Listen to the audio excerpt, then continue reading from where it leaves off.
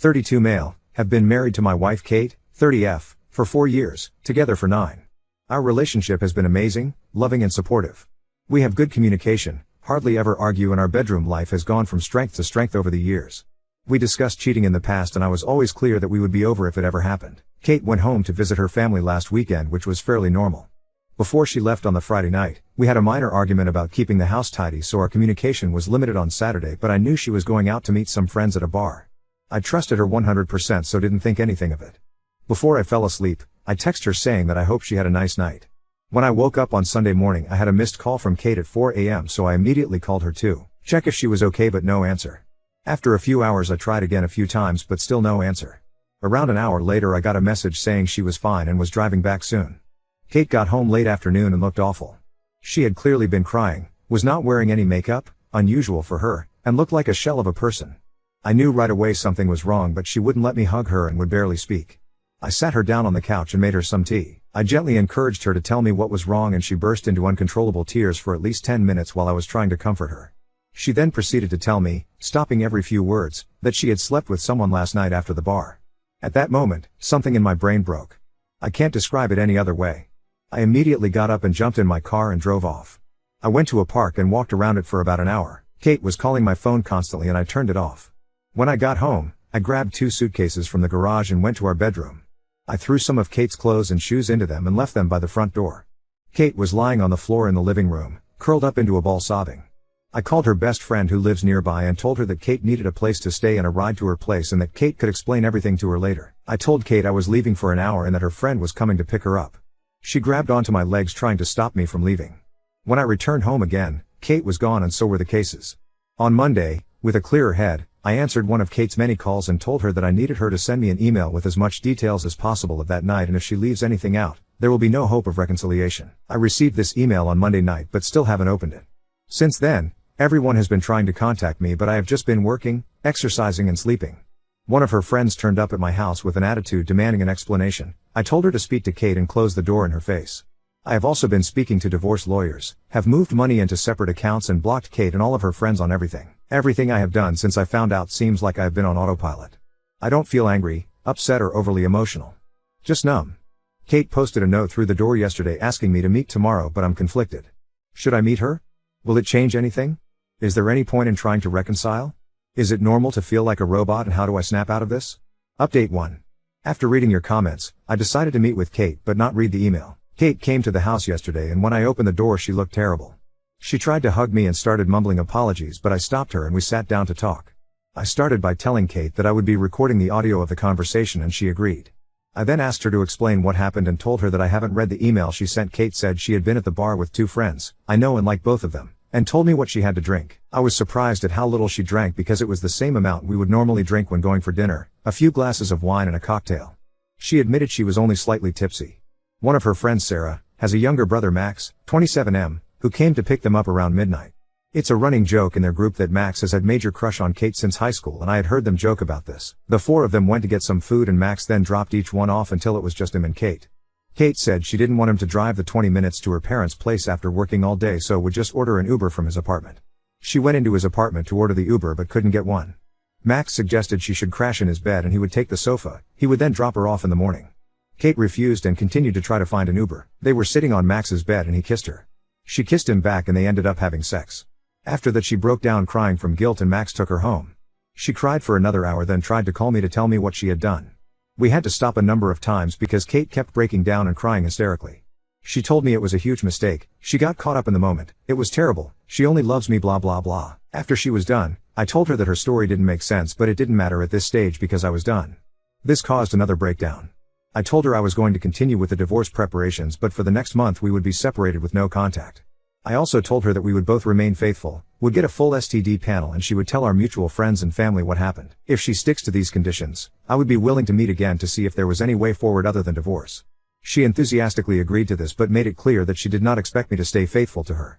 I know many of you will criticize this decision, but I need to be sure that divorce is the right option after I have had time to process everything that has happened.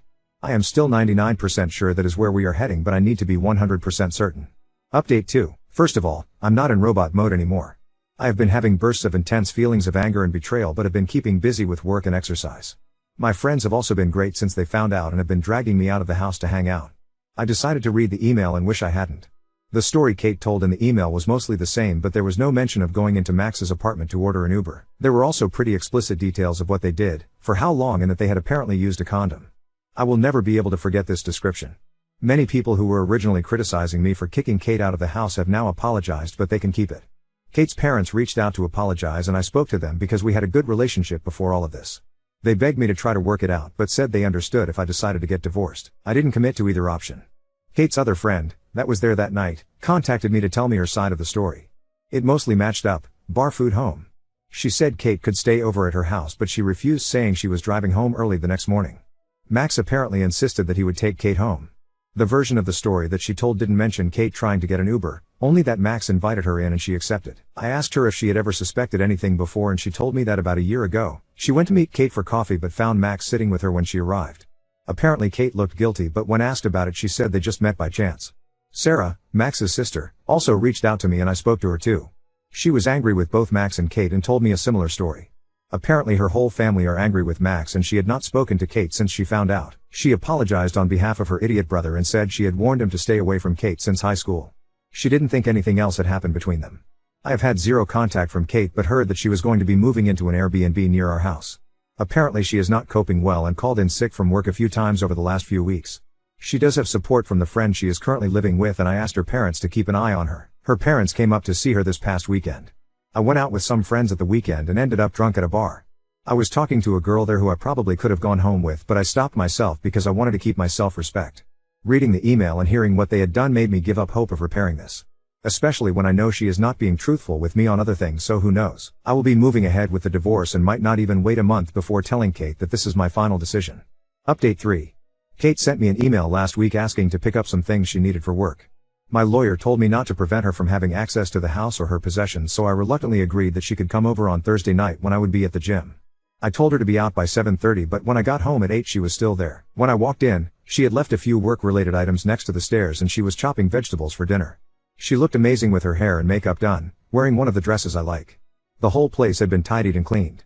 I calmly asked her to leave immediately and she made her way to the door but stopped and asked if we could speak. I should have said no, but I eventually agreed.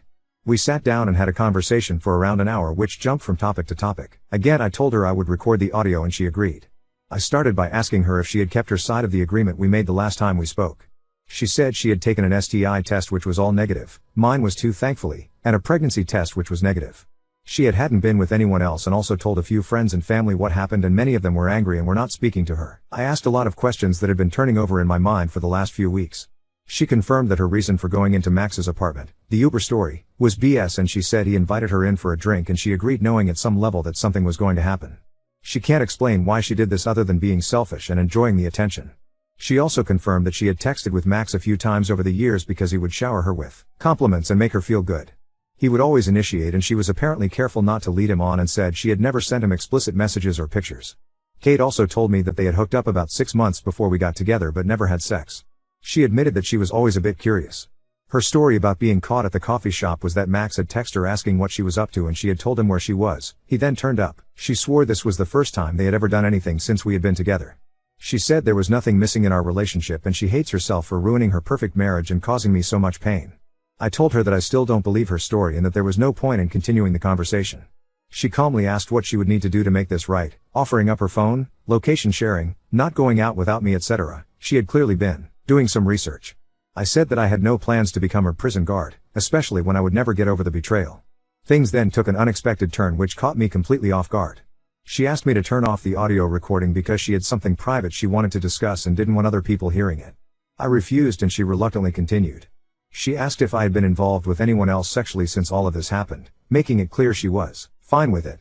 I told her no and she said that I must be going crazy. We used to have sex almost daily, and started talking dirty about all of the things I could do with and to her. This involved a lot of kinky things that I had wanted to try or had only done a few times. She said she wanted to meet my needs, even if we did not get back together. She said we could have as many threesomes as I wanted from now on or we could be open on my side only and she would even find partners for us/me. She was trying very hard to turn me on and I stayed silent until she asked who I wanted to have a threesome with. For some reason, I mentioned the name of her coworker who is 5 years younger than Kate and a total knockout. This surprised her but she was in too deep and asked me what I wanted to do with her. I went into detail about a pretty hardcore scenario and Kate was encouraging me until I said that she would just be watching. This again caught her off guard, but she went along with it. Later on, I realized that I only said all of this as a petty attempt to hurt Kate, which I don't feel good about. She was obviously convinced that her plan was working, so she pulled up her dress and got into my favorite position on the couch, begging me to have sex with her. I'll admit that for a few seconds my body reacted even though my head was not in the game. Everything suddenly came into focus and the content of her email came flooding into my head. I can't explain why, but I started to laugh. Not just a chuckle, but a full-on belly laugh. She looked hurt and moved away, then started to cry. I told her it was time for her to go and she left quickly, probably due to the embarrassment. I also said she needed to hurry up and get a lawyer because we are getting divorced. The post-nut clarity after she left confirmed that I had dodged a bullet. I have a meeting with my lawyer later this week and want to move forward with the divorce as quickly as possible. Update 4. My wife admitted to having a drunken one-night stand last week and it has turned me into a robot. Thought I would provide a final update on the situation for anyone that is interested. The last few months have been tough and I have only seen Kate in person a handful of times. After a few weeks of no contact, I decided that we should discuss things with a clearer head. We went for lunch and had a calm, respectful conversation about everything that had happened and what reconciliation might look like. Kate said she would do anything to get things back on track and I believe her, but didn't commit to anything. After that, Kate asked me to go with her to see her therapist, who is also experienced in dealing with married couples. I thought about it for a few days before agreeing. The session was tough with a lot of tears, but I didn't get a straight answer on why Kate had decided to cheat. The therapist was surprisingly fair to both of us and was not judgmental. We again discussed reconciliation, but I told her that I thought it was best to proceed with the divorce. Last week, I drove up to her parents' house to drop off some tools I had borrowed from her dad. We had arranged for Kate to be there and for her parents to go out for a few hours to give us a chance to talk. I spoke with her parents alone, who were heartbroken, which was hard, but they were both very supportive. During the conversation with Kate, I told her clearly that I had given it a lot of thought, but I wanted to move ahead with the divorce. It came down to the fact that, in my view, we would never get back to where we were and I realistically can't see myself ever getting over the betrayal. Even if we could regain the trust, it could take a decade of hard work and that is too big of a risk for me. Kate finally accepted this and we had calm discussion about how we would divide assets, sell the house, etc., and wrote an email to our respective lawyers. We left each other on good terms. The divorce should be finalized by the end of the year and the house will be put up for sale soon. In the meantime, we will go no contact and agreed not to start dating until everything is finalized. I have had a few casual hookups and it feels strange to be going back to being single after all this time. I have been hitting the gym, spending a lot of time with friends and family and getting back into my hobbies. I'm optimistic about the future, and although I'm still devastated by the loss of my marriage, I feel that this has made me grow as a person. Now on to second story. Fiancé's mother handed me abortion pills at a family gathering, claiming it was a jewelry gift, and he's still silent. We were having a sort of an early holiday gathering hosted at his parents' house. It wasn't a small gathering either, and not everyone there knows we're expecting except his brother, mother and father. Right before got ready to leave, she gave me a small gift box which I initially thought was jewelry and told me to tell her or my fiancé what I think of it. All of this kind of happened in a rush and there wasn't even a gift exchange between everybody because it wasn't that kind of a party, but everyone thought she's being sweet to me because we're getting engaged soon. I was honestly tired and opened the gift at home, which is where I saw this wicked woman gave me pills, mifepristone and misoprostol, which are used for medical abortion. I understand she wasn't too happy about the news and obviously doesn't like me for fuck knows what reason, but kept it civil. So did I, but reaching this level? I genuinely don't know why she doesn't like me when the rest of the family is completely fine with me. I assume it's because of either my ethnicity or she has a superiority complex and believes I'm not good enough for her son because he graduated from a very prestigious university and has been financially privileged his entire life while I haven't been, even though now I earn my own money and we are pretty much equal. I simply don't know. I obviously told him and showed him and he saw how visibly upset I am, comforted me and said what she does/says to me doesn't reflect my worth and will talk to her. I don't understand why he doesn't do something about it immediately? It has been almost 24 hours. We are happy about this pregnancy and even though it wasn't exactly planned, it was welcome if it happened, and that is something him and I have discussed over a year ago. Edit to those wondering how she could have gotten abortion pills without being pregnant. They can be ordered online and delivered discreetly. You don't have to go to a clinic. Or she could have paid someone to get them. Either way they are accessible and honestly I don't give a shit how she acquired them, it's what she did with them. Update 1. To start off, I didn't talk to any friends or family. I know the situation best and I tried to view it from everyone's perspective. To start off, I want to add background to everything so everyone can understand a bit better where I'm coming from. My partner is from a wealthy background and I am middle class, however my family has gone through periods when our electricity would be cut, my father doing any job to get vegetables, fruits and bread, I remember this vividly, and him crying and typing so don't mind my spelling or whatever, while my partner has had everything on a silver platter and had seen the world by the time I had traveled further than neighboring countries. I do remember at the beginning, when I met him, I mentioned an experience of staying at a hostel. He had no idea what that was and I had to explain, and he was like, oh so like when you go with a school. Yeah, anyway, I have traveled a lot staying at hostels and truly loved it, especially when I traveled alone. Met so many amazing people, late night deep conversations, and at a point I was even convinced I had met my soulmate. On that note, the soulmate person, I dreamt of him last night again. I woke up before I got to speak to him again. My partner, born into wealth where few generations of his family got into one of the top 5 universities in the world, traveled etc. Fuck him, you get the idea. I decided to do something manipulative. I know it is, probably even illegal? But I had to in order to get him open up. I told him I saw a cool hack on TikTok for a whiskey glass where you freeze water in the glass while it is tilted and it freezes so you don't have to add ice. Whatever, you get the idea. So I told him to try it out, but my main goal was to get him talkative and open up to me. And no, he didn't talk to his mother, but once again, fucker, this is between us. I asked him if it's good that way and he said yes, to which I replied I wish I could try it, but I can't drink alcohol now, and he just laughed. I said, well, maybe I should use your mom's gift, haha, to which he only smirked and looked away from me, and I just knew something was up. I don't want this to be too long, but his mother is insane. She has kicked him out at the age of 11, and the same day she called the police that he ran away, had threatened with suicide and tried to do it, and is diagnosed with a personality disorder. This is as short as I could make it because the update isn't about them, honestly. I told him I personally am unsure about having a child, and he told me he would support any decision I would make. So much for a happy father, but yes. I am leaving the country in less than 2 weeks and I will be having a medical abortion.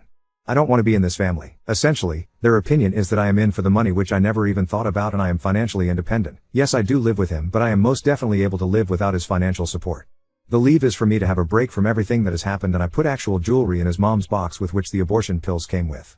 It's a break is what I said to him because he was in a vulnerable position and I didn't want to distress him further, but I am leaving and I can most definitely provide for myself, so that's not an issue. In less than 2 weeks I will be away. Once again, thank you to everyone who commented and messaged me. It has been overwhelming and I can't reply to everything, but thank you very much for being there for me. Edit. The jewelry I put in the box is the ring which he proposed with. I didn't buy her anything.